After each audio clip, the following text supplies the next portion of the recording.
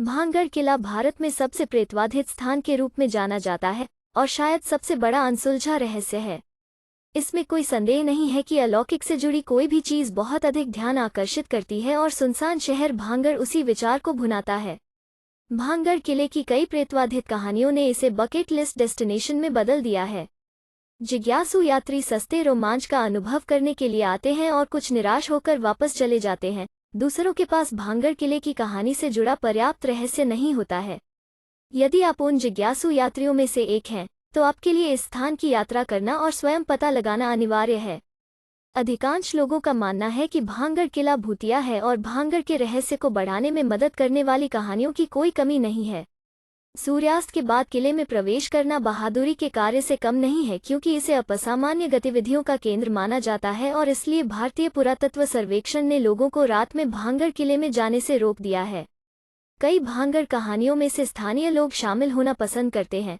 सबसे लोकप्रिय सम्राट माधो सिंह की है, जिन्होंने गुरु बालूनाथ की स्वीकृति प्राप्त करने के बाद शहर का निर्माण किया था, जो एक तपस्वी थे जो वहां ध्यान करते थे। संत ने अपनी स्वीकृति इस शर्त पर दी कि सम्राट के महल की छाया उनके पीछे हटने पर कभी नहीं पड़े। अगर ऐसा हुआ तो शहर खंडहर में तब्दील हो जाएगा। एक बार निर्माण पूरा हो जाने के बाद गुरु बालू की वापसी दुर्भाग्य से महल पर छाया हुआ था। संत के क्रोध को झेलने के बाद भांगड़ तुरंत एक शापित शहर में बदल गया और इसे फिर से नहीं बनाया जा सका, क्योंकि इसमें कोई भी संरचना कभी भी जीवित रहने में कामयाब नहीं हुई। यह ध्यान रखना दिलचस्प है कि गुरु बालूनाथ का मकबरा अभी भी खंडहरों के बीच पाया जा सकता है। एक और भांगड़ किले की कहानी राजकुमारी रत्नावती से संबंधित है। किंवदंतियों के अनुसार उसकी सुंदरता अपरिमित थी और उसके उत्कृष्ट शारीरिक आकर्षण की कहानियां राज्यों और सीमाओं को भी पार कर गई थीं। जब वो 18 वर्ष की हुई तो कई राज्यों के प्रेमी ने शादी में उसका हाथ मांगा। इन सभी सिपाहियों में सिंघिया नाम का एक जादूगर था, जो इस तथ्य से अवगत था कि राजकुमारी के लिए उसका कोई मुकाबला नहीं था। हालांकि उसने अपने पास मौजूद जादुई शक्तियों से उसे लुभाने का फैसला किया। वो भाग्यशाली था कि उसने राजकुमारी रत्नावती की मालकिन को बाजार में देखा और उस तेल को मंत्रमुग्ध कर दिया जो वो काला जादू से खरीद रही थी।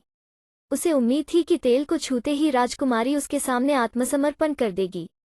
हालांकि उनका प्रयास व्यर्थ था, क्योंकि रत्नावती ने उनकी चाल देखी और जमीन पर तेल डाला, जो फिर एक चट्टान में बदल गया। जादूगर की ओर लुढ़क गया और उसे कुचल दिया। मरने से पहले सिंघिया ने भांगड़ शहर को मौत का श्राप दिया और परिणामस्वरूप इसने कभी भी कोई पुनर्जन्म नहीं देखा। इसके अलावा अजबगढ़ और भांगड़ के बीच की लड़ाई में राजकुमारी रत्नावती की मौत हो गई थी। इस प्रकार उनके शाप को और अधिक वजन मिला। हालांकि आशाएं कभी नहीं मरती, क्योंकि कई स्थानीय लोगों का मानना है कि वो एक अलग रूप में लौट आई है और अंततः भांगड़ पर दुर्भाग्यपूर्ण जादू को समाप्त करने के लिए वापस आएगी। जबकि भांगड़ किले की कहानी को वैज्ञानिकों ने खारिज कर दिया है, ग्रामीणों को यह मानने से कोई नहीं रोकता है कि यह भूतों का अभयारण्य है।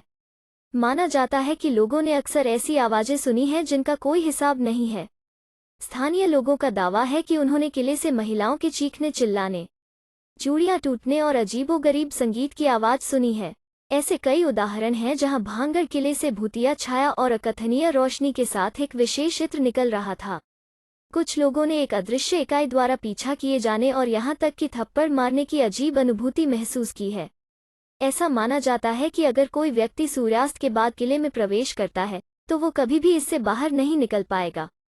इसलिए दरवाजे हमेशा शाम के बाद बंद कर दिए जाते हैं और रात में भांगड़ किले में प्रवेश बिल्कुल वर्जित है। क्या भांगड़ किले की सभी कहानियां तथ्यात्मक हैं या सिर्फ कल्पना के अजीब टुकड़े हैं? क्या सच में भांगड़ का किला भूतिया है? कोई नहीं कह सकता। भूत शिकारी शायद कर सकते हैं।